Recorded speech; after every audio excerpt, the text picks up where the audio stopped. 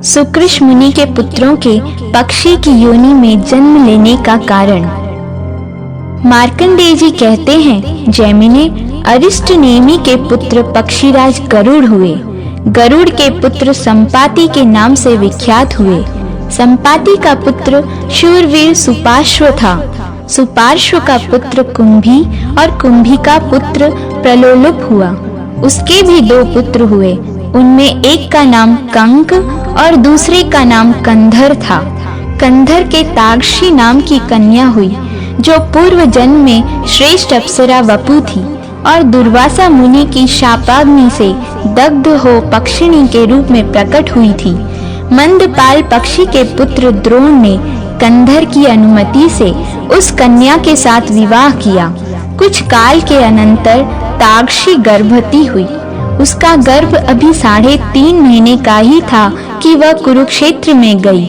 वहां कौरव और पांडवों में बड़ा भयंकर युद्ध छिड़ा हुआ था। भवितव्यातवश वह पक्षिणी उस युद्ध क्षेत्र में प्रवेश कर गई। वहां उसने देखा भगदत्त और अर्जुन में युद्ध हो रहा है। सारा आकाश टिड्डियों की भांति बाणों से खचाखच भर गया है। इतने में ही अर्जुन के धनुष से छूटा हुआ एक बाण बड़े वेग से उसके समीप आया और उसके पेट में घुस गया। पेट फट जाने से चंद्रमा के समान श्वेत रंग वाले 4 अंडे पृथ्वी पर गिरे, किंतु उनकी आयु शेष थी, अतः वे फूट न सके, बल्कि पृथ्वी पर ऐसे गिरे मानो रुई के ढेर पर पड़े हों। उन अंडों के गिरते ही भगदत्त के सुप्रतीक नामक गजराज की पीठ से एक बहुत बड़ा घंटा भी टूट कर गिरा, जिसका बंधन बाणों के आघात से कट गया था। यद्यपि वह अंडों के साथ ही गिरा था, तथापि उन्हें चारों ओर से ढकता हुआ गिरा और धरती में थोड़ा थोड़ा धंस भी गया।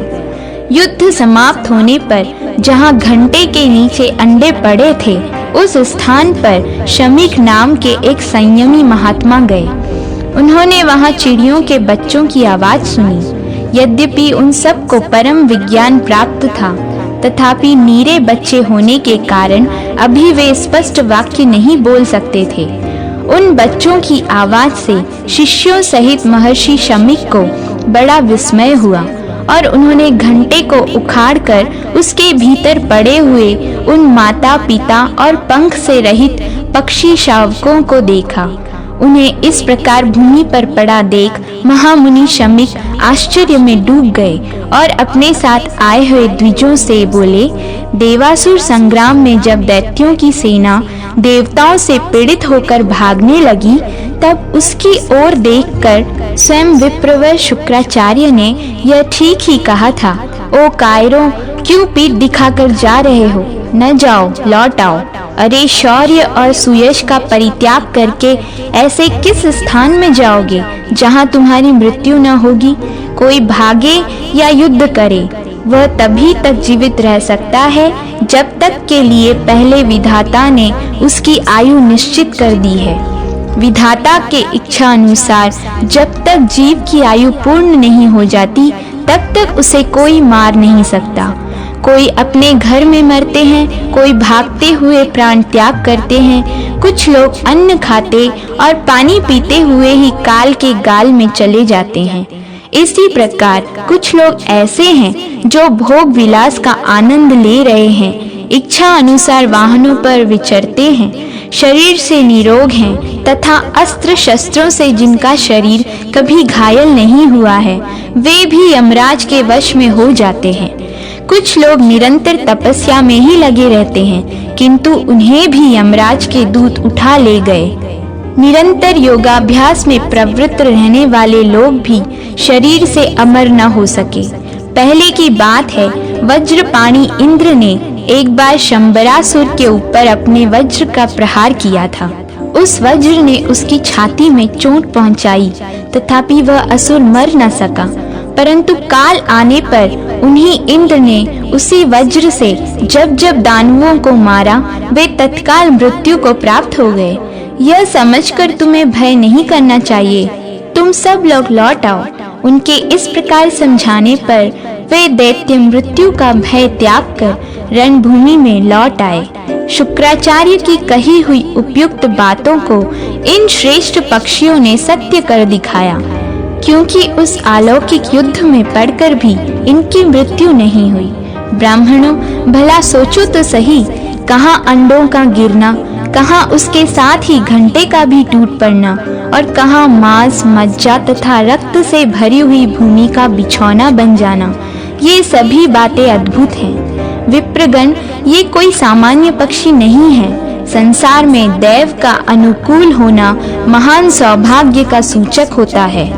यूं कहकर शमीक मुनि ने उन बच्चों को भली भांति देखा और फिर अपने शिष्यों से इस प्रकार कहा, अब तुम लोग इन पक्षी शावकों को लेकर आश्रम को लौट चलो और ऐसे स्थान पर रखो जहां इन्हें बिल्ली, चूहे, बाज अथवा नेवले आदि से कोई भय न हो।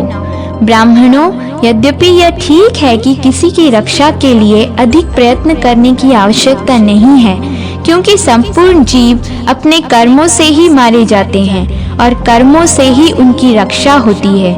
ठीक उसी प्रकार जैसे इस समय ये पक्षी शावक इस युद्ध भूमि में बच गए हैं, तथापि सब मनुष्यों को सभी कार्यों के लिए यत्न अवश्य करना चाहिए, क्योंकि जो पुरुषार्थ करते हैं वह सत्पुरुषों की निंदा का पात्र नहीं होता। मुनिवर शमीक के इस प्रकार कहने पे वे मुनि कुमार उन पक्षियों को लेकर अपने आश्रम को चले गए, जहाँ भांति भांति के वृक्षों की शाखाओं पर बैठे हुए भंवरे फलों का रस ले रहे थे और अनेक तपस्वियों के रहने से जहाँ की रमणीयता बहुत बढ़ गई थी। विप्रवर जैमिने, मुनि श्रेष्ठ शमीक प्रतिदिन अन्न और जल देकर तथा सब प्रकार से रक्षा की व्यवस्था करके उन बच्चों का पालन पोषण करने लगे। एक ही महीना बीतने पर वे पक्षियों के बच्चे आकाश में इतने ऊंचे उड़ गए जितने पर सूर्य के रथ के आने जाने का मार्ग है। उस समय आश्रमवासी मुनि कुमार कौतूहल भरे चंचल नेत्रों से उन्हें देख रहे थे। उन पक्षी शावकों ने नगर, समुद्र और बड़ी बड़ी नदियों सहित पृथ्वी को वहां से रथ के पहिए के बराबर देखा और फिर आश्रम पर लौट आए। तिर्यक योनि में उत्पन्न हुए वे महात्मा पक्षी अधिक उड़ने के कारण परिश्रम से थक गए थे। एक दिन महर्षि शमीक अपने शिष्यों पर कृपा करने के लिए उन्हें धर्म के तत्व का उपदेश कर रहे थे। उस समय वहां महर्षि के प्रभाव से उन पक्षियों के अंतःकरण में स्थित ज्ञान प्रकट हो गया। फिर तो उन सब ने महर्षि की परिक्रमा की और उनके चरणों में मस्तक झुकाया। तत्पश्चात वे बोले, मुने, आपने भयानक मृत्यु से हमारा उद्धार किया है। आपने हमें रहने के लिए स्थान, भोजन और जल प्रदान किया है। आप ही हमारे पिता और गुरु हैं। हम लोग जब गर्भ में थे तभी माता की मृत्यु हो गई। पिता ने भी हमारी रक्षा नहीं की। आपने ही पधार कर हमें जीवन दान दिया और शैशव अवस्था में हम लोगों की रक्षा की है। हम कीड़ों की तरह सूख रहे थे। आपने हाथी के घंटे को उठाकर हमारे संकट का निवारण किया है। अब हम बड़े हो गए हैं, हमें ज्ञान भी हो गया, अतः आज्ञा दीजिए, हम आपकी क्या सेवा करें। महर्षि शमीक अपने पुत्र शंगी ऋषि तथा समस्त शिष्यों से घिरे हुए बैठे थे। उन्होंने जब उन पक्षी शावकों की यह शुद्ध संस्कृतमयी स्पष्ट वाणी सुनी तब उन्हें बड़ा कौतूहल हुआ। उनके शरीर में रोमांच हो आया। उन्होंने पूछा, बच्चों, तुम ठीक ठीक बताओ, तुम्हें किस कारण से ऐसी वाणी प्राप्त हुई है? पक्षियों का रूप और मनुष्य किसी वाणी प्राप्त होने का यह क्या रहस्य है? पक्षी बोले, मुनिवर, प्राचीन काल में विपुल स्वान नामक एक श्रेष्ठ मुनि रहते थे, जिनके 2 पुत्र हुए, सुकृश और तुम्बुरु। सुकृश अपने चित्त को वश में रखने वाले महात्मा थे। उन्हीं से हम 4 पुत्रों का जन्म हुआ है। हम सब लोग विनय, सदाचार एवं भक्तिवश सदा विनीत भाव से रहते थे। पिताजी सदा तपस्या में संलग्न रहते और इंद्रियों को काबू में रखते थे। उस समय उन्हें जब जिस वस्तु की अभिलाषा होती, हम उसे उनकी सेवा में प्रस्तुत करते थे। एक दिन की बात है, देवराज इंद्र पक्षी का रूप धारण करके वहां आए। उनका शरीर बहुत बड़ा था, पंख टूट गए थे, बुढ़ापे ने उन पर अधिकार जमा लिया था। उनकी आंखें कुछ कुछ लाल हो रही थीं और सारा शरीर शिथिल जान पड़ता था। वे सत्य, शौच और क्षमा का पालन करने वाले अत्यंत उदार चित्त महात्मा मुनि श्रेष्ठ कृष्ण की परीक्षा लेने आए थे। उनका आगमन ही हमारे लिए शाप का कारण बन गया। पक्षी रूपधारी इंद्र ने कहा, विप्रवर, मुझे बड़े जोर की भूख सता रही है, मेरी रक्षा कीजिए। महाभाग, मैं भोजन की इच्छा से यहाँ आया हूँ, आप मेरे लिए अनुपम सहारा बने। मैं विंध्य पर्वत के शिखर पर रहता था। वहाँ पे किसी प्रबल पक्षी के पंख से प्रकट हुई अत्यंत वेग युक्त वायु के झोंके खाकर पृथ्वी पर गिर पड़ा और मूर्छित हो गया। 1 सप्ताह तक मुझे होश नहीं हुआ। 8वें दिन मेरी चेतना लौटी। सचेत होने पर मैं भूख से व्याकुल हो गया और भोजन की इच्छा से आपकी शरण में आया हूँ। इस समय मुझे तनिक भी चैन नहीं है, मेरे मन में बड़ी व्यथा हो रही है। विमल बुद्धि वाले महर्षि, आप मेरी रक्षा के लिए भोजन दीजिए, जिससे मेरी जीवन यात्रा चालू रहे। यह सुनकर महर्षि ने उन पक्षी रूपधारी इंद्र से कहा, मैं तुम्हारे प्राणों की रक्षा के लिए तुम्हें यथेष्ट भोजन दूंगा। यूं कहकर द्विज श्रेष्ठ सुकृष्ण ने पुनः उनसे पूछा, तुम्हारे लिए कैसे आहार की व्यवस्था करनी चाहिए? उन्होंने कहा, मुने, मनुष्य के मांस से मुझे विशेष तृप्ति होती है। ऋषि ने कहा, अरे कहाँ मनुष्य का मांस और कहाँ तुम्हारी वृद्धावस्था? जान पड़ता है जीव की दूषित भावनाओं का सर्वथा अंत कभी नहीं होता। अथवा मुझे यह सब कहने की क्या आवश्यकता? जिसे देने की प्रतिज्ञा कर ली गई उसे सदा देना ही चाहिए। मेरे मन में सदा ऐसा ही भाव रहता है। इंद्र से यूं कहते हुए अपनी प्रतिज्ञा पूरी करने का निश्चय करके विप्रवर श्री कृष्ण ने हम सबको शीघ्र ही बुलाया और हमारे गुणों की बारंबार प्रशंसा करते हुए कहा, पुत्रों, यदि तुम लोगों के विचार से पिता परम गुरु और पूजनीय हो तो निष्कपट भाव से मेरे वचन का पालन करो। उनकी यह बात सुनते ही हम सब लोगों ने बड़े आदर के साथ कहा, पिताजी, आप जो कुछ भी कहेंगे, जिस कार्य के लिए भी हमें आज्ञा देंगे, उसे हमारे द्वारा पूर्ण किया हुआ ही समझिए। ऋषि बोले, यह पक्षी भूख प्यास से पीड़ित होकर मेरी शरण में आया है। तुम लोग शीघ्र ही ऐसा करो जिससे तुम्हारे शरीर के मांस से क्षण भर इसकी तृप्ति और तुम्हारे रक्त से इसकी प्यास बुझ जाए। यह सुनकर हमें बड़ी व्यथा हुई, हमारे शरीर में कंप और मन में भय छा गया। हम सहसा बोल उठे, इसमें तो बड़ा कष्ट है, बड़ा कष्ट है, यह काम हमसे नहीं हो सकता। कोई भी समझदार मनुष्य दूसरे के शरीर के लिए अपने शरीर का नाश अथवा वध कैसे करा सकता है? अतः हम लोग यह काम नहीं करेंगे। हमारी ऐसी बातें सुनकर वे मुनि क्रोध से जल उठे और अपनी लाल लाल आंखों से हमें दग्ध करते हुए से पुनः इस प्रकार बोले, अरे मुझसे इसके लिए प्रतिज्ञा करके भी तुम लोग यह कार्य नहीं करना चाहते, अतः मेरे शाप से दग्ध होकर तुम लोग पक्षियों की योनि में जन्म लोगे। हमसे यूं कहकर उन्होंने शास्त्र के अनुसार अपनी अंत्येष्टि क्रिया की, अर्धदेहिक संस्कार की विधि पूर्ण की। इसके बाद वे उस पक्षी से बोले, खग श्रेष्ठ, अब तुम निश्चिंत होकर मुझे भक्षण करो। मैंने अपना यह शरीर तुम्हें आहार के रूप में समर्पित कर दिया है। पक्षीराज, जब तक अपने सत्य का पूर्ण रूप से पालन होता रहे, यही ब्राह्मण का ब्राह्मणत्व कहलाता है। ब्राह्मण दक्षिणायुक्त यज्ञों अथवा अन्य कर्मों के अनुष्ठान से भी वह महान पुण्य नहीं प्राप्त कर सकते जो उन्हें सत्य की रक्षा करने से प्राप्त होता है। महर्षि का यह वचन सुनकर पक्षी रूपधारी इंद्र के मन में बड़ा विस्मय हुआ।